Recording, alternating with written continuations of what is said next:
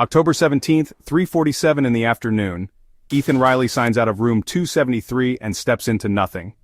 His Converse high tops, still warm in locker 847, his iPhone, plugged into the library outlet, battery at 23%, his backpack, found 3 days later in the abandoned boys' bathroom on the 3rd floor, soaked in something that wasn't water, but it's what they found inside that backpack that changed everything.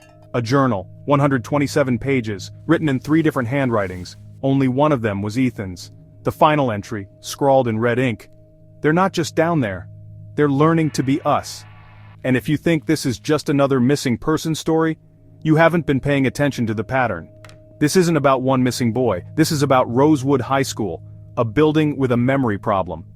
Since 1987, 17 students have vanished. Not dropped out, not transferred, vanished.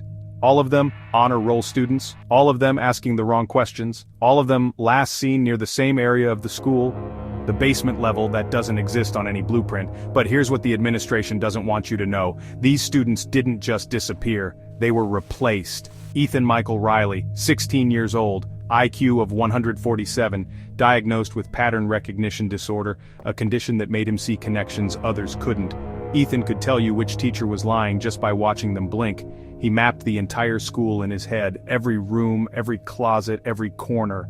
He used to say the building was breathing wrong. I thought he was being dramatic.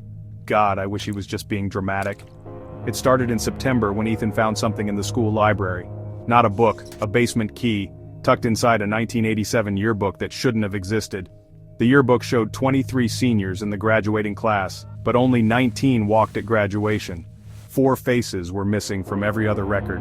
Julian Marks, Isabel Denvers, Cole Jang, Madison Hale, no social media, no family records, no death certificates, as if they had been carefully erased.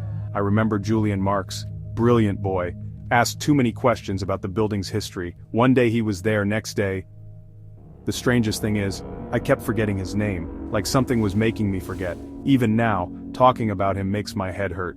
Ethan became obsessed with the pattern. He started mapping disappearances. 1987, 4 students, 1994, 2 students, 2001, 3 students, 2008, 1 student, 2015, 4 students, 2019, 2 students, all in October, all honor students, all asking questions about the school's foundation, and all of them had been seen near room 273. Room 273 was officially a storage closet, but in 1986, it had been something else entirely. An experimental psychology laboratory.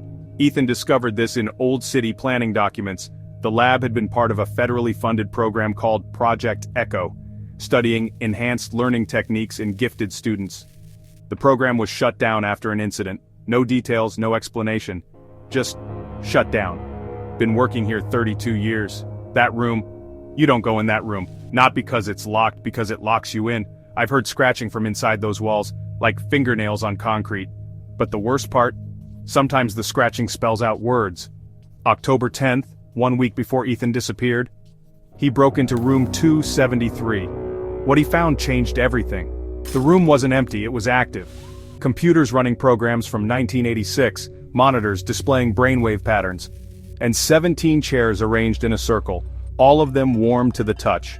October 10th, 11:47 in the evening, I found them. Not their bodies, their minds. The computers are still running experiments on students who disappeared decades ago.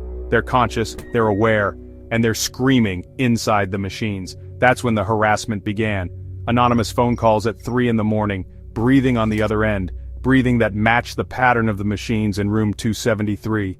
His locker was broken into, photos of him sleeping, taken from inside his bedroom, a note that simply read, "Join us willingly or join us screaming." The night before he disappeared, I saw lights in Ethan's room at 4 in the morning, but when I looked closer, the lights were coming from under his floor, like something was trying to dig up from beneath the house. October 17th, 3:30 in the afternoon, Ethan's final text message to his sister, "Found the real room 273, it's not upstairs, tell Mom I love her." Security cameras show him entering the school basement. Cameras also show him leaving 20 minutes later, but the boy who left wasn't walking the same way. His gait was different, his posture, even his breathing. 3 days later, they found the journal. October 17th, 4:15 in the afternoon. Integration successful. Subject Ethan Riley has been processed. consciousness archived, physical vessel optimized for data collection. Note subject showed unusual resistance. Required additional persuasion. Recommend increasing sedation protocols for future acquisitions. That wasn't Ethan's handwriting. It was written by something wearing Ethan's hand. But the final entry, written in what forensics confirmed, was Ethan's blood. If you're reading this, I'm still alive. I'm trapped in the system with the others. We can see through their eyes.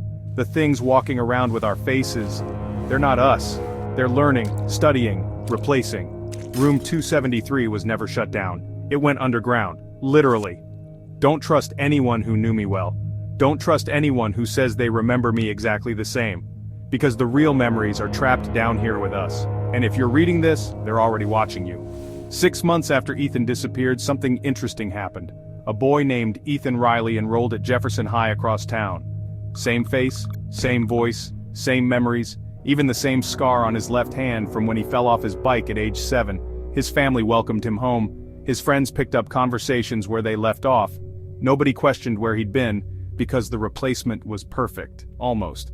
When Ethan came back, he knew everything about me, every inside joke, every secret I'd told him, but he laughed at different moments, and sometimes when he thought I wasn't looking, his eyes would just shut off, like a computer sleeping. The real Ethan Riley is still missing. The real Ethan Riley is still trapped, along with 16 other students whose names you've forgotten.